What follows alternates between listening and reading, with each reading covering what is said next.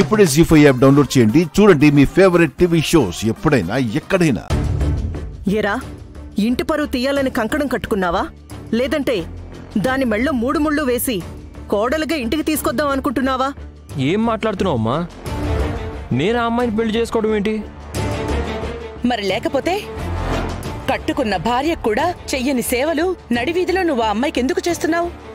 మనసులో ఎలాంటి ఉద్దేశాలు లేకపోతే కోటీశ్వరుడైన నా మనవడు కూలివాళ్ల ఎందుకు మారినట్టు చెప్పరా? అమ్మా, మీరందరూ నన్ను అపార్థం చేసుకుంటున్నారు. లేదురా, ఇప్పుడే బాగా అర్థం చేసుకుంటున్నాం. అవతల త్రిషకి నీకు పెళ్ళేర్పాట్లు చేసుకుంటూ ఉంటే నువ్వేమో పరాయి అమ్మాయి చుట్టూ ప్రదక్షిణలు చేస్తున్నావు. దీని అర్థమేంటి? దీన్ని మేమెలా అర్థం చేసుకోవాలి? అమ్మా ప్లీజ్, దయచేసి అపార్థం చేసుకోకండి. నేను కావాలని మైథిలిని బండి మీద తీసుకెళ్లలేదు. మరెందుకు తీసుకెళ్ళావు? నిజాలు రాబట్టడానికి.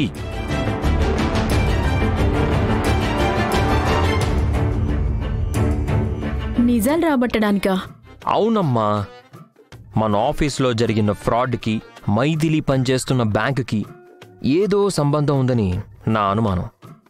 డైరెక్ట్గా వెళ్ళి వాళ్ళ బ్రాంచ్లో అడిగితే ఆ మేనేజర్ జరిగిన నేరానికి మాకు ఎటువంటి సంబంధం లేదని తెగేసి చెప్పేశాడు.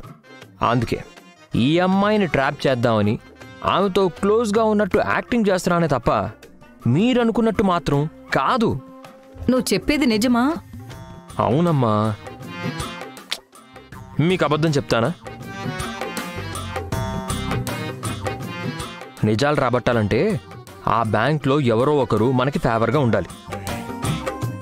లక్కీగా ఈ అమ్మాయి పరిచయం అయింది. అందుకే నేను ఆ అమ్మాయితో క్లోజ్గా ఉంటున్నట్టు యాక్టింగ్ చేస్తున్నాను. రేపో మాపో ఆ అమ్మాయి ద్వారానే ఫ్రాడ్ ఎవరి వల్ల జరిగింది అనేది తెలుసుకుంటాను. ఆ తర్వాత ఒక్కొక్కరి పని పడతాను. ఇదిగోండి, ఇది మీరు నమ్మాలని చెప్పడం లేదు, ఇది నిజం అని చెప్తున్నాను. అలుడు, నువ్వు నిజాలే చెప్తున్నావో అబద్ధాలే చెప్తున్నావో త్రిష మెళ్ళలో నువ్వు తాళి కట్టేదాన్ని బట్టి డిసైడ్ అవుద్ది. దానికి దీనికి సంబంధం ఏంటి మావయ్య? ఉంది, సంబంధం ఉందల్లుడు. నువ్వు మైథిలిని ట్రాప్ చేయడానికి క్లోజ్గా ఉంటున్నావో లేదా మనసులో ఇంకేదో పెట్టుకుని క్లోజ్గా ఉంటున్నావా అన్నదే పెళ్లితోనే తేలుద్ది. మరే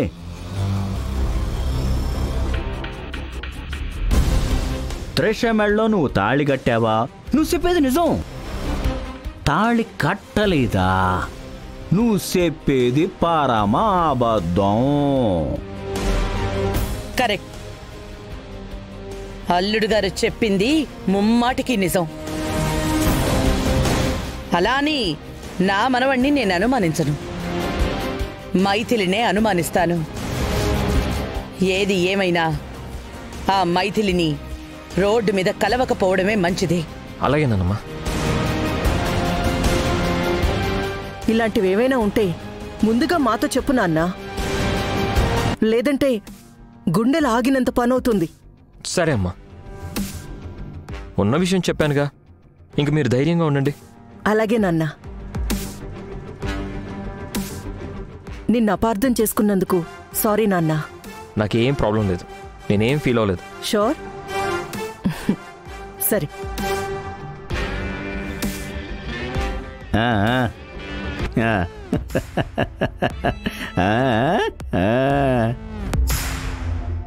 అల్లుడు, ఎన్ని నాటకాలు ఆడేస్తున్నావురా? నువ్వు చెప్పినవన్నీ మా మొహాలు నమ్మేసి ఉండొచ్చు కానీ నేను మాత్రం నమ్మనురా. నువ్వు చెప్పినవన్నీ అబద్ధాలేమోనని నాకు మా చెడ్డ అనుమానం రో. తెలుతా? నువ్వు నిజాలే చెప్పావో అబద్ధాలే చెప్పావో త్వరలోనే తేలుతా.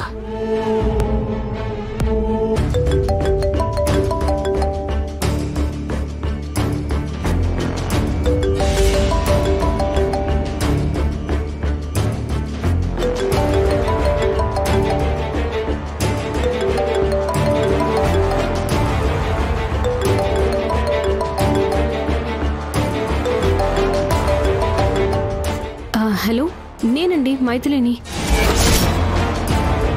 మీ అమ్మగారు నానమ్మగారు ఇంటికి వెళ్ళిన తర్వాత కూడా మిమ్మల్ని ఏమీ తిట్టలేదు కదా? తిట్టకుండా ఎలా ఉంటామే?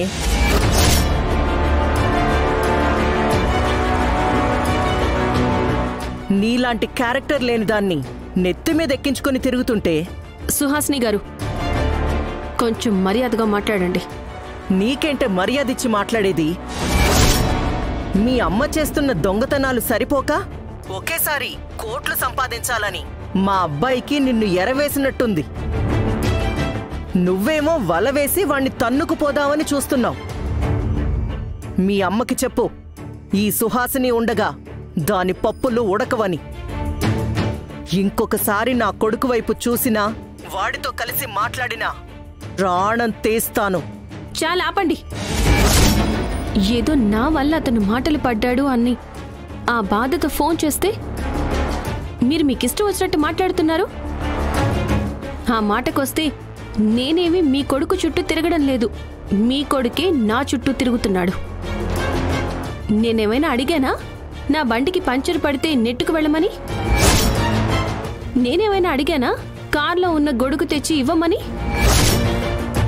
జరిగినవన్నీ మీ అబ్బాయి చేస్తే జరిగినంత నా వల్ల అని నన్ను తిడతారేంటి?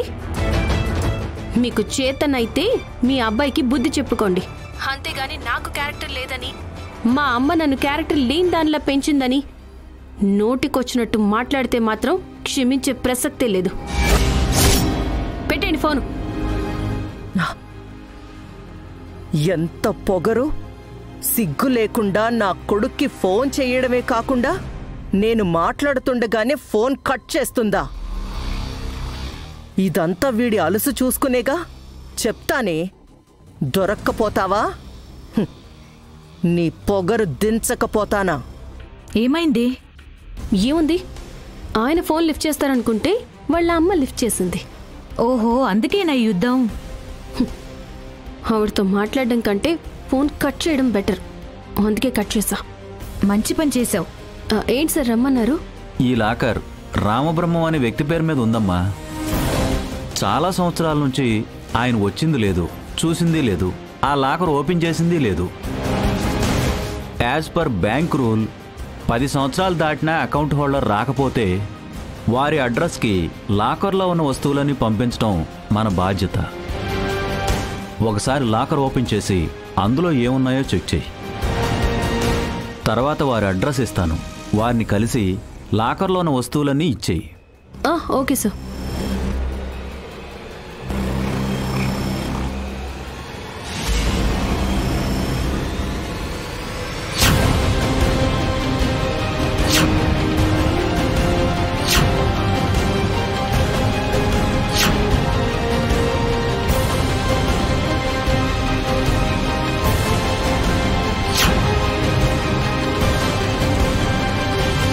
జీ5 యాప్ డౌన్లోడ్ చేసి అన్ని ఎపిసోడ్స్ పూర్తి ఉచితంగా చూడండి.